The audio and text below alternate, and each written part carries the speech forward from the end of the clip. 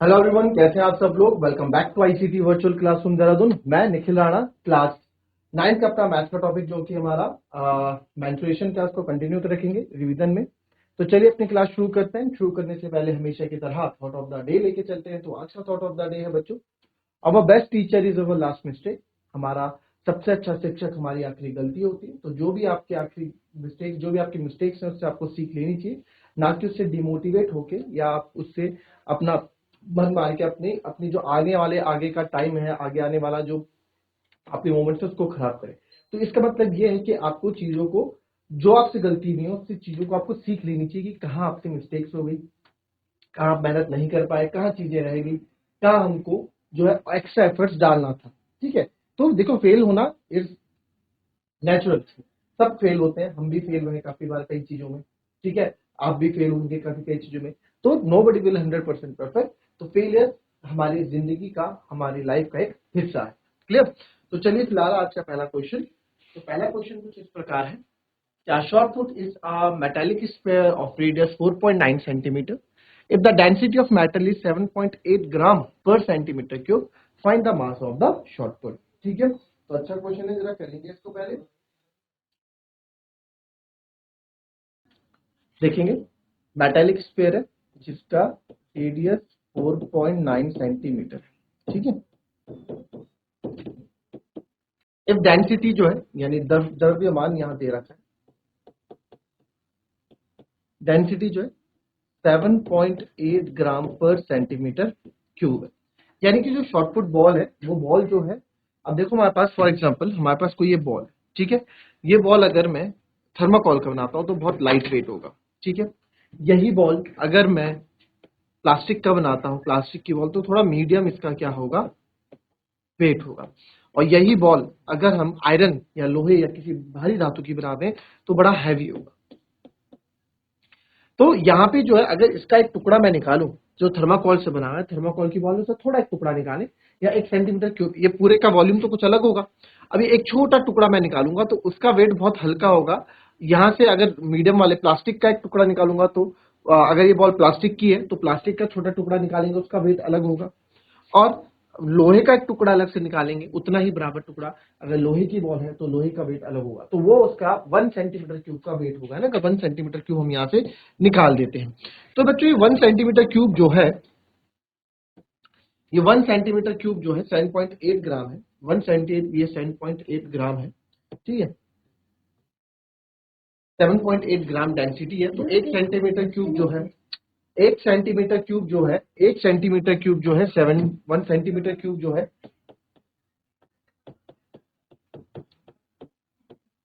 7.8 ग्राम के बराबर है, यानी इतना वेट है। अब आप लोगों को अगर इसमें कंफ्यूज होते हैं बच्चे कि सर इसमें एग्जाम में आप कंफ्यूज हो जाते हैं कि इसमें सरफेस एरिया निकालें कि वॉल्यूम निकालें, हालांकि हमें तो समझ में आ जाना चाहिए कि इसकी जो डेंसिटी है, डेंसिटी हमेशा, क्योंकि आपने फिजिक्स में भी पढ़ा होगा, density equals to mass upon volume होता है। तो हमको मास बताना है कि मास कितना है। तो मास अगर मुझे निकालना है तो डेंसिटी इंटू वॉल्यूम में ही हम निकाल देंगे ना, इनका मल्टीप्लाई कर देंगे। बट अगर आपको यहाँ फिर भी चीजें समझ में नहीं आती है ना, आपको फिजिक्स में ये चीज नहीं पता, नहीं पढ़ा आपने, या फिर, तो आप सिंपल यहाँ देख लो कि इसने क्या बोला है, 7.8 ग्राम प्रति सेंटीमीटर क्यूब, यानी कि सेंटीमीटर क्यूब है, 7.8 ग्राम पर सेंटीमीटर क्यूब है। यानी कि एक वॉल्यूम की बात कर रहा है, पर सेंटीमीटर क्यूब है ना, तो पर सेंटीमीटर क्यूब में वॉल्यूम की ये बात कर रहा है। तो 1 सेंटीमीटर क्यूब इक्वल टू 7.8 ग्राम। तो सर हमें 1 सेंटीमीटर क्यूब इन्होंने यहाँ पे बोला है, तो यहाँ पे जो है ना सेंटीमीटर क्यूब की वैल्यू 1 सेंटीमीटर वॉल्यूम हमें निकालना है। तो वॉल्यूम निकालेंगे इसका, जो कि होता है 4/3 पाई r cube. 4/3 is 22/7 and radius is आपका है 4.9, 4.9 एंड 4.9। तो अब आप देखेंगे यहाँ पे मैं पॉइंट, आपको पता है पॉइंट में क्या कर देते हैं हम 10, पर थोड़ी देर के लिए सारे हटा देते हैं, बाकी हमें चाहिए होगा तो हम वापस यूज कर लेंगे। ठीक है। तो जो जो वैल्यूज कट रही है, सबसे पहले 7 7 जा 49, यही यहाँ पे मेरे को कटता दिख रहा है। बाकी आप बोलेंगे सर 2 2 जा 4, 2 5 जा 10 काट दो, मैं कभी नहीं काटूंगा। क्यों, मैंने आपको हमेशा बताया कि नीचे अगर, हाँ, आपका 10 पूरा कट रहा है, अगर 10 पूरा कट रहा है किसी से तो काटो, अदरवाइज इसको आधे में मत छोड़ो। क्यों? क्योंकि हमें डिवाइड करने में दिक्कत होती है, फिर कैलकुलेशन लंबी हो जाती है। हमारे पास 0 नीचे रहता है डिनोमिनेटर में, तो ऊपर उतने पॉइंट लगा दो, कोई दिक्कत नहीं है, ठीक है।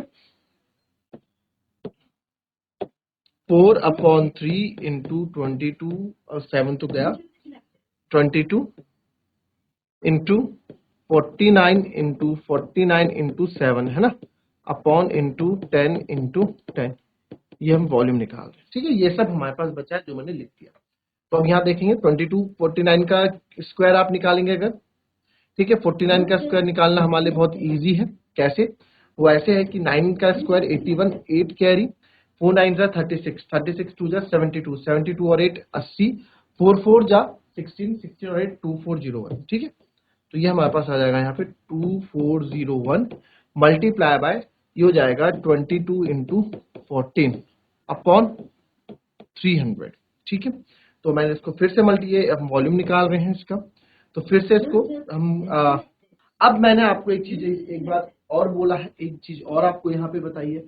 अब यहाँ कैलकुलेशन हम कर रहे हैं ना, तो यहाँ पे चीजें क्या चल रही हैं, अभी मैं आपको 2-3 चीजें मैं अभी जो बच्चे कैलकुलेशन कर रहे हैं करते रहो, ठीक है।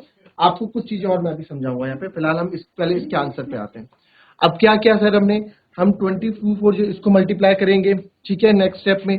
तो आप 22 से कर लो, मेरे हिसाब से 22 से मैं इसलिए बोल रहा हूँ क्योंकि या फिर बार बार लिखने की जरूरत नहीं है, हम डायरेक्ट कर सकते हैं। 22 1 जा 22, तो ये भी ऐसे आ जाएगा। 22 4 जा 88, 8 कैरी, और 22 2 जा 44, 44 और 8 52, 52822, ठीक है, 52822। और 14 से भी मैं डायरेक्ट मल्टीप्लाई कर सकता हूँ, है ना। 14 से भी तो हम जो है डायरेक्ट मल्टीप्लाई कर सकते हैं, जैसे हमने 2401 को 22 से मल्टीप्लाई किया, वैसे ही मैं इसको भी कर सकता हूं। तो यहाँ 14 2 जा 28, टेबल्स रनो नीचे बस, बाकी तो कोई चीज नहीं।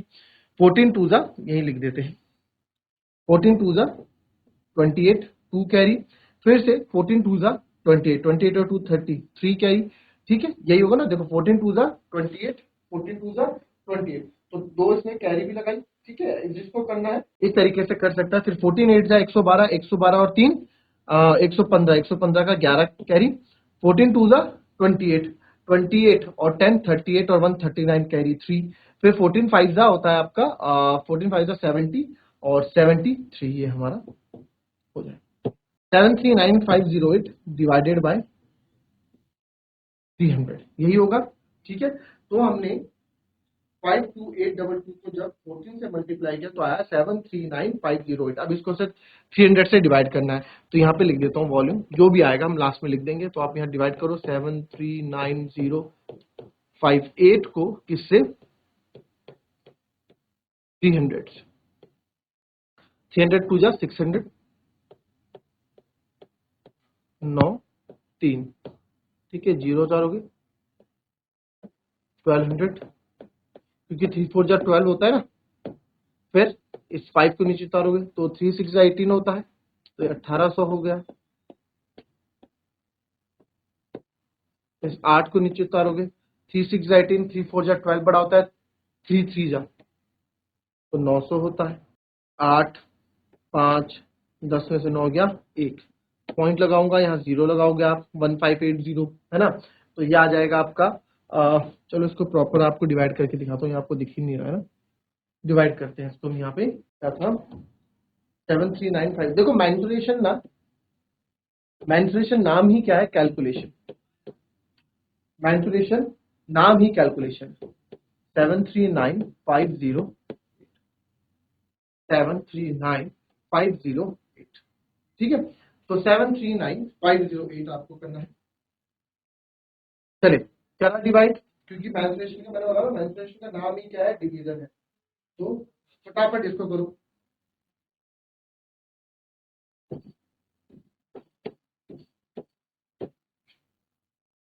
ठीक है, ये 5 उतरेगा, 300 4 जा 1200, 5 9 3 से हो गया 1, फिर ये 0 उतारोगे, 3 6 जा 18, तो 1800, 5 सॉरी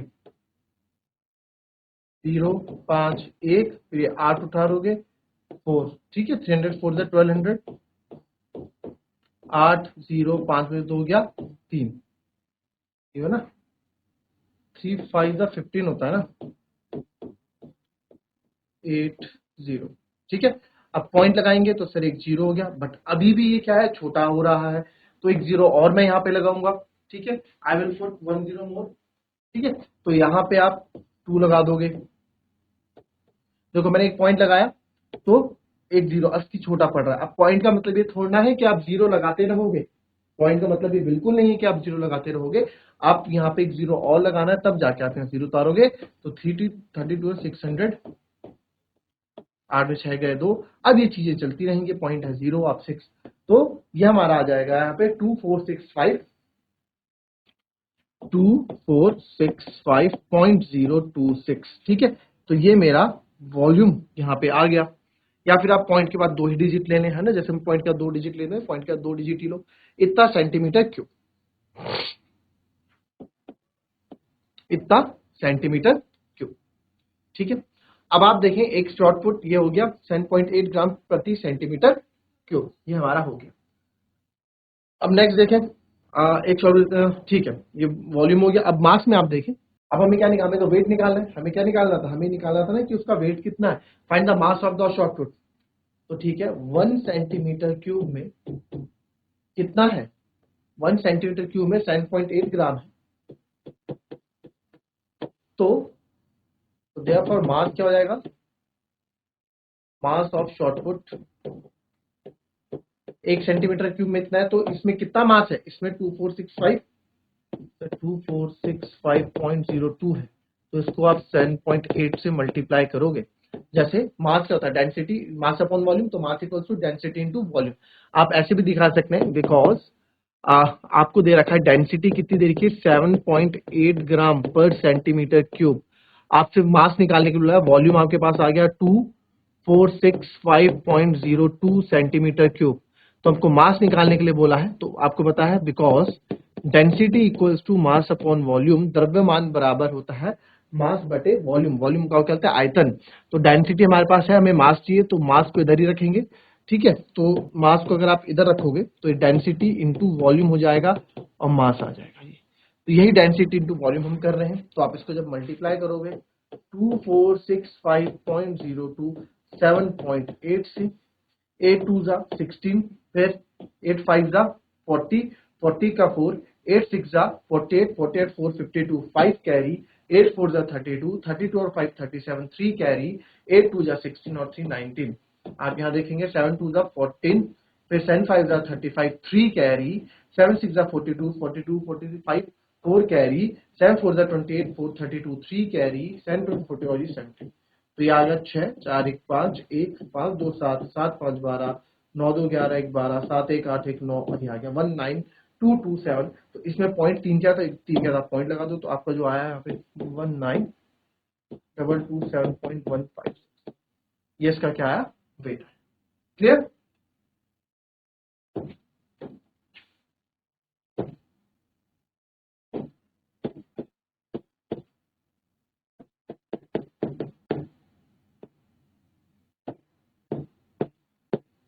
चलिए अब यहाँ देखिए यही क्वेश्चन है। ठीक है, इसी क्वेश्चन की मैं बात करूंगा, और इसी क्वेश्चन में अब जो बच्चों ने, जो बच्चे समझ पा रहे हैं कि हम किस तरह से कैलकुलेशन को देखते हैं, इजी करते हैं, तो वह जो एक ही साथ लग गए, है ना, ये उस तरह के हैं जो एक ही साथ लग गए। अब देखो इसमें मैं आपको एक चीज बताता हूँ, किसके बाद बता रहा हूँ क्वेश्चन, यहाँ तक तो ये सेम रहेगा। ठीक है, कहाँ तक, ये वॉल्यूम हमने निकाला 4/3 पाई आर क्यूब, बाकी आपको पता ही है। तो 4/3 पाई आर क्यूब आपका जो बचा, ये हमारा जो वॉल्यूम यहाँ पे बचा, ये जो वॉल्यूम हमारा बचा 4/3 22/7 पाई आर क्यूब 4.9 इंटू 4.9। ठीक है, इंटू यहाँ पे 10 इंटू 10 इंटू 10। अब पॉइंट आपने हटा दिए यहाँ से, तभी ये 10 नीचे आए। ठीक है, ज्यादा ज्यादा आप क्या करोगे, 7 7 जा 49 आप यहाँ काट लोगे। क्लियर। तो हमारे पास जो चीजें बचेंगी सर, हमारे पास जो चीजें यहाँ पे बचेंगी 4/3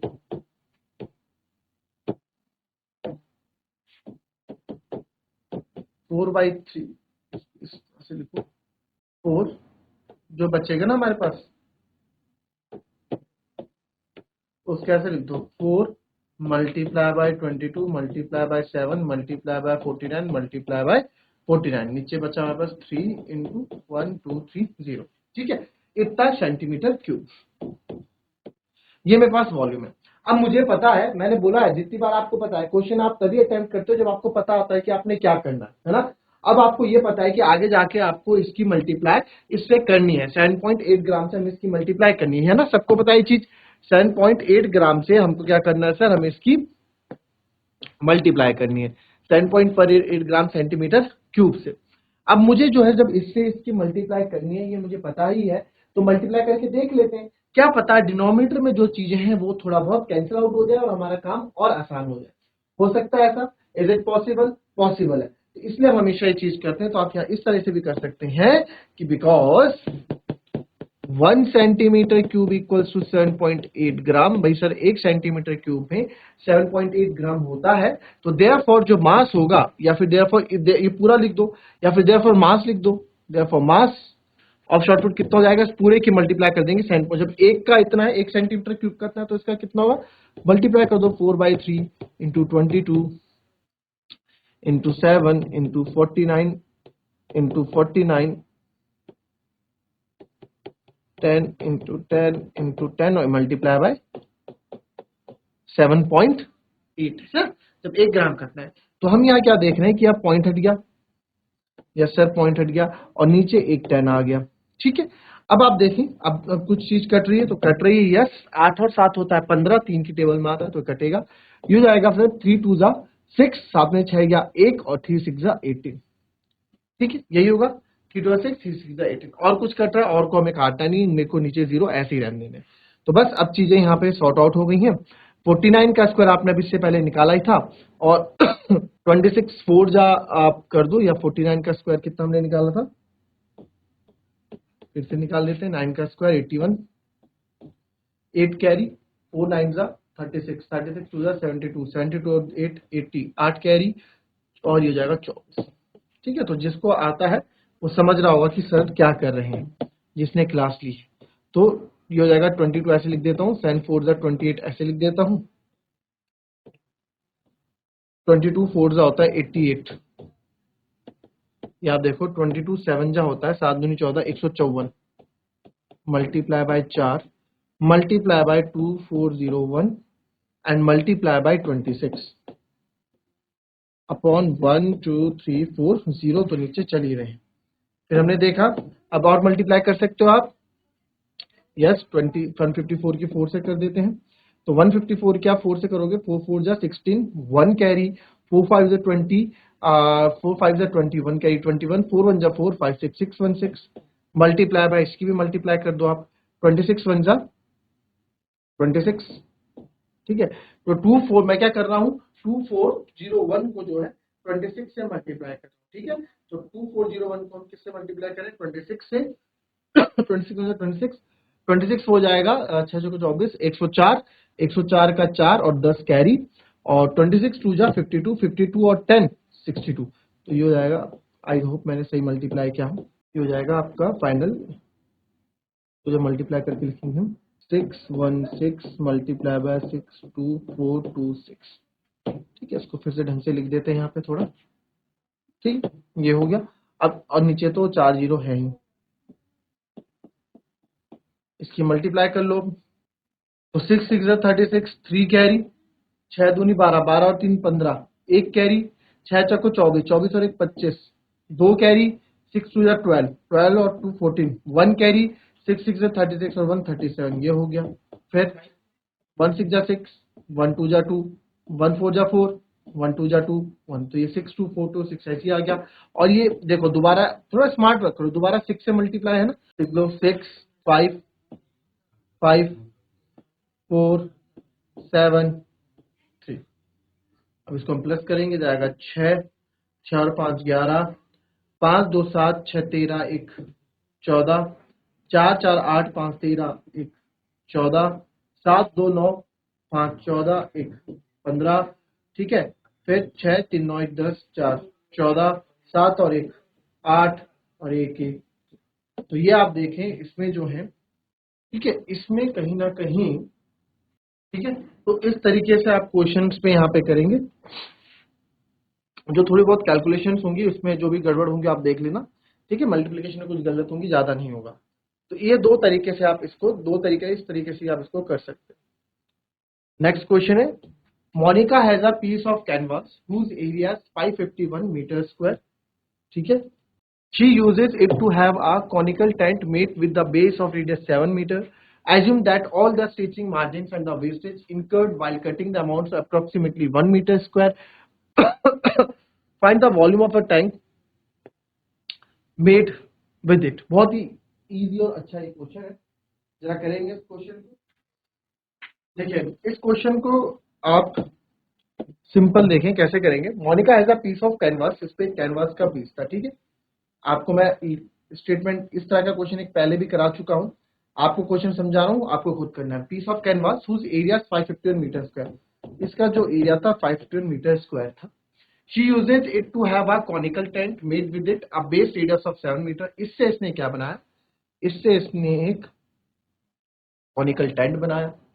Assume that all the stitching margins and the wastage incurred while cutting, यह मानते हुए कि सभी सिलाई मार्जिन और काटने के दौरान होने वाली वृद्धि लगभग 1 मीटर स्क्वायर है, ठीक है। यानी कि जो हमने जब इससे तंबू, जब हमने इसको बनाया, जब इस तंबू को हम बना रहे थे, तो 1 मीटर स्क्वायर की कटिंग, जो स्टिचिंग, सिलाई विलाई कटाई में क्या हो गया, इसका वेस्टेज हो गया। तो यानी कि 551 से ये कितने में बना, 550 मीटर स्क्वायर में इसके चारों तरफ ये कपड़ा लगा है, कोने से ढका है, जिसको हम कर्व सरफेस एरिया बोलते हैं। तो कहने का मतलब ये है कि सर ये 550 मीटर स्क्वायर क्या है, इसका कर्व सरफेस एरिया है। 550 मीटर स्क्वायर क्या रहा होगा, इसका कर्व सरफेस एरिया रहा होगा, क्योंकि टेंट तो उसी से बना है ना। आपके पास हीप वाला क्वेश्चन, गेहूं के ढेर वाला क्वेश्चन मैंने कराया था। तो अब आप देखें, जब 1 मीटर स्क्वायर उसने काटने में, जैसे शर्ट बनाने आप देते हैं तो टेलर वेस्टेज करता है ना, आप लाते हैं 5 मीटर कपड़ा, बोलते हैं 1 मीटर एक्स्ट्रा ले लो, कटिंग में थोड़ा, कटिंग में वेस्ट होता है, तो कपड़ा वही 1 मीटर स्क्वायर कपड़ा इसका वेस्ट हुआ इस टेंट को बनाने के लिए। तो असल में इस टेंट में कपड़ा कितना लगा सर, इस टेंट में कपड़ा 550 मीटर स्क्वायर लगा, क्योंकि जो कटा था, जो स्टिच थी, वो तो हट गया कपड़ा, काट फाट वाला। अब जो इसमें चिपका है, जो इसमें लगा है, कितना 550 मीटर स्क्वायर लगा है। तो जो एक कर्व सरफेस एरिया होगा, इसका कर्व सरफेस एरिया आप 550 मीटर स्क्वायर रखने वाले हो, बिल्कुल 550 मीटर स्क्वायर रखेंगे सर इसका। तो इसी तरीके से अब आप इसमें इसका क्या निकाल दोगे, वॉल्यूम निकाल लोगे। Find the volume of the tent. पहले आपको वॉल्यूम ऑफ टेंट के लिए क्या चाहिए, आपको हाइट चाहिए।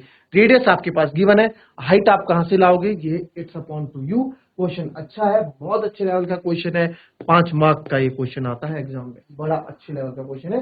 मैंने आपको क्वेश्चन की पूरी कहानी समझा दी है, इस क्वेश्चन को आप होमवर्क करेंगे, नहीं होगा तो इसको हम अपनी नेक्स्ट क्लास में डिस्कस करेंगे। तो मिलेंगे आपसे अपनी कल की नेक्स्ट क्लास में, तब तक के लिए be happy, be healthy and be safe. Thank you.